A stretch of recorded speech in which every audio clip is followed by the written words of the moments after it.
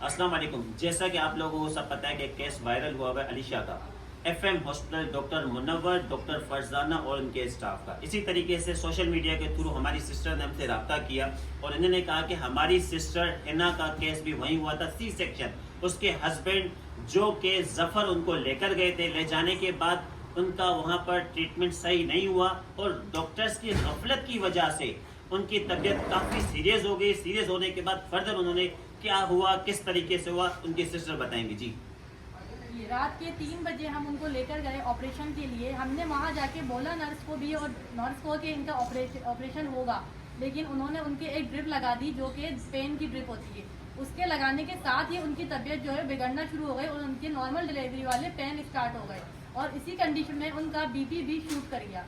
और वो नर्स जो है इसी कंडीशन में उनको ऑपरेशन थिएटर में ले गई, ना उनका बीपी चेक करा। मैंने उनसे कहा कि आप इनकी सीटीजी करें, तो उन्होंने बोला हमारे पास सीटीजी की सहूलत मौजूद नहीं है और आप ऐसे ही घबरा रही हैं, हमें पता है कि हमें क्या करना है। ये बात मुझे वहाँ पर नर्स ने बोली और वो उनको ऑपरेशन थिएटर में ले गई और वहाँ से 10 मिनट बाद वो निकल कर आई। उन्होंने बोला कि ये बेटा हुआ है। उसके थोड़ी देर बाद ही उन्होंने हिना को जो है रूम में शिफ्ट कर दिया। रूम में शिफ्ट करने के बाद जब नर्स आई तो उन्होंने बोला कि इनकी कंडीशन सही नहीं है, इनकी जो है वो ब्लीडिंग नहीं रुक रही है, डॉक्टर्स को बुलाएं। उन्होंने ये बात हमें बोली सुबह 7 बजे, जबकि ऑपरेट हुआ था 4 बजे। तो उन्होंने भी, मैंने उनसे पूछा कि ऑपरेट के बाद इनकी ब्लीडिंग हो रही थी? उन्होंने कहा हाँ हो रही थी, लेकिन हमने इनको रूम में शिफ्ट कर दिया था और इनको ब्लीडिंग जब से ही कंटिन्यूसली हो रही है। हम अभी डॉक्टर को बुलाएंगे। और डॉक्टर आई सुबह 10 बजे। 10 बजे डॉक्टर फरजाना आई तो उन्होंने बोला कि इनका ब्लड ग्रुप चेक करो और इनके लिए ब्लड अरेंज करवाओ, इनके ब्लड भी लगेगा और ओमेगा 3 जो यूनिट होता है वो लगेगा। ये सब चीज़ें जो है ऑपरेशन से पहले करने की थी, जो कि डॉक्टर फरजाना ने नहीं करी। 10 बजे डॉक्टर ने आके हमें ये बोला तो हमने जल्द से जल्द ब्लड अरेंज करवाया। उनकी 18 से 19 बॉटल ब्लड की लगी, उसके बावजूद जो है उनकी ब्लीडिंग नहीं रुकी। उसके बाद उन्होंने ड्रिप पे ड्रिप मंगवाई, इंजेक्शन पे इंजेक्शन मुझसे मंगवाए, लेकिन उनकी ब्लीडिंग नहीं रुकी। जब वो बिल्कुल पीली हो गई, सारा जिस्म का उनका खून निकल गया, तब डॉक्टर्स ने बोला कि आप इनको जिना ले जाए, इनकी कंडीशन सही नहीं है और इनकी किडनी और गुर्दे इफेक्ट कर रहे हैं और इनका जो है इन्फेक्शन पूरी बॉडी में फैल रहा है। तो हमने उनसे पूछा कि आपने इनके साथ क्या करा। उस वक्त तो उन्होंने हमें कुछ नहीं बोला, आप और ये बोला कि आप इनको जिना ले जाएं, वहाँ पे मशीनरीज है, वहाँ पे जाके ये सही हो जाएंगी। तो हम इनको लेकर जब जिना गए तो जिना के डॉक्टर्स ने हमें बताया कि आप ये सब क्या करवा के लाए और आप कौन से इनको हॉस्पिटल ले गए थे। जो इनके साथ बहुत गलत हुआ है कि इनका ऑपरेट भी हुआ है, उनके नॉर्मल के स्टिचेस भी टीयर स्टिचेस लगे हुए, नॉर्मल भी करा उन्होंने पहले और उसके बाद ऑपरेट करा। फिर हिना ने भी हमें जिना जाके ये बताया कि हाँ उन लोगों ने पहले मेरे साथ नॉर्मल की कोशिश करी, जब नॉर्मल नहीं हुआ तो उन्होंने स्टिचेस लगा के ऑपरेट कर दिया। तो ये जो मेरी अपील है कि जो अलीशा का केस चल रहा है, जो कि मेरी बहन हिना के साथ हुआ है, जो अलीशा के साथ हो रहा है, ये कल को किसी और की बेटी के साथ ना, क्योंकि डॉक्टर फरजाना जो है उनका दिल जो है, अल्लाह का खौफ उनके अंदर बिल्कुल नहीं है। जिस तरह उन्होंने 8 से 10 और 8 जाने पहले लोगों की ले ली हैं या इससे ज़्यादा ले ली हैं, कल को वो किसी और की जान न लें। तो मेरी ये अपील है कि इस हॉस्पिटल को जल्द से जल्द बंद करवाया जाए और इसके खिलाफ एक्शन लिया जाए। और उस हॉस्पिटल में पुलिस वाले भी मौजूद थे। ऑपरेशन थिएटर के बराबर में एक रूम था, वहाँ पर शहरी के बाद पुलिस वाले आके बैठे। मैंने खुद देखा कि वहाँ पर 5 से 6 पुलिस वाले थे और जो दरवाजा बंद करके बैठ गए थे शहरी के बाद वहाँ पर आके। इसका मतलब है कि पुलिस वाले भी इनसे मिले हुए।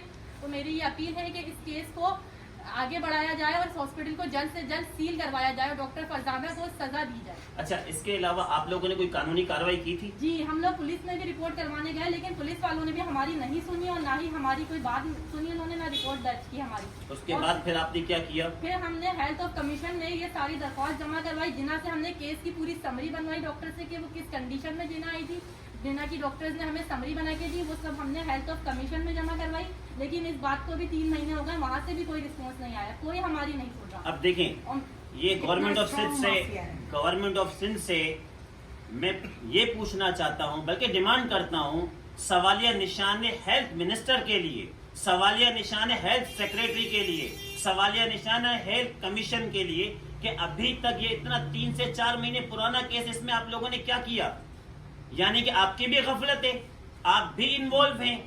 आपने अभी तक इस केस को सॉल्व क्यों नहीं किया? इस किस्म के हमारे पास बेतहाशा केसेस आ रहे हैं जो कि हम अवाम के सामने लेकर आएंगे। हम उनके साथ खड़े हुए। मैं एडवोकेट रियाज अली सोलंकी इनके केसेस लड़ूंगा और फ्री में केसेस लड़ूंगा। इसके अलावा मैं सोशल मीडिया पे कह रहा हूं, जिस के साथ जो इश्यू हुआ है आप कांटेक्ट करें हमसे, हम आपके साथ खड़े हुए। चाहे वो रियासत का कोई भी इदारा हो, अगर के वो काम नहीं करता, उसकी ड्यूटी है, क्योंकि उस रियासत के इदारे को जो अगर के सैलरीज मिलती है वो अवाम की टैक्स से मिलती है, वो कोई उनको कहीं और से नहीं मिलती। रियासत की तमाम इदारों का काम है कि अवाम की खिदमत करना, ना कि एसईओ का यूज करना, ना कि बड़ी बड़ी गाड़ियों में घूमना, ना कि आउट ऑफ कंट्री में जाके अपने इलाज करवाना। ये पाकिस्तान है, पाकिस्तान के इदारों को काम करना है, और जो पाकिस्तान के इदारे में काली भेड़ी होगी उसको भी सरेआम सामने लाया जाएगा। हेल्थ कमीशन के लिए क्वेश्चन मार्क है। गवर्नर सिंध कामरान टेसोरी आप एक्शन लेंगे, सीएम सिंध आप एक्शन लेंगे।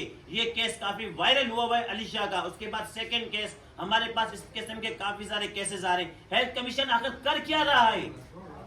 जिसकी जिम्मेदारी है उसने अभी तक कोई एक्शन नहीं लिया। चले, ये अली शाह वाला केस तो हुआ था 7 तारीख को। ये जो 3 महीने 4 महीने पहले केस हुआ, उसकी एप्लीकेशन कहाँ है? हम सेक्रेटरी से भी मिलेंगे और हेल्थ मिनिस्टर से भी मिलेंगे। उनसे मैं सवाल करूंगा कि आपने अभी तक क्या किया इसके लिए। इसका मकसद है कि वहां पर जाने जाया होती रहे, इसका मकसद है कि वहां पर लोग जाएं, उनका इलाज ना हो, ट्रीटमेंट के चक्कर में उनकी जिंदगियां तबाह हो जाएं, बच्चे मर जाएं, किसी की बहन मां मरती रहे। इस तरह नहीं होगा और इंसाफ सबको मिलेगा। इसी पाकिस्तान में मिलेगा। अभी भी अदलिया मौजूद है जहां पे इंसाफ मिलेगा। जी, अवाम अदलिया में जाके भी इंसाफ लेंगी। लेकिन फिर मैं ये कहूंगा रियासती इदारों का कि अपना किबला दुरुस्त कर लें, और जो काली भेड़ी है वो अपना किबला दुरुस्त कर ले। इस किस्म के केसेस अगर के पास आपके पास आते, इन पे फील्ड फॉर एक्शन ले। कल कला को आपकी बेटी हो, कल कला को आपकी माँ हो, बहन हो, तो आप क्या करेंगे? आपकी वाइफ हो तो आप क्या करेंगे? Thank you.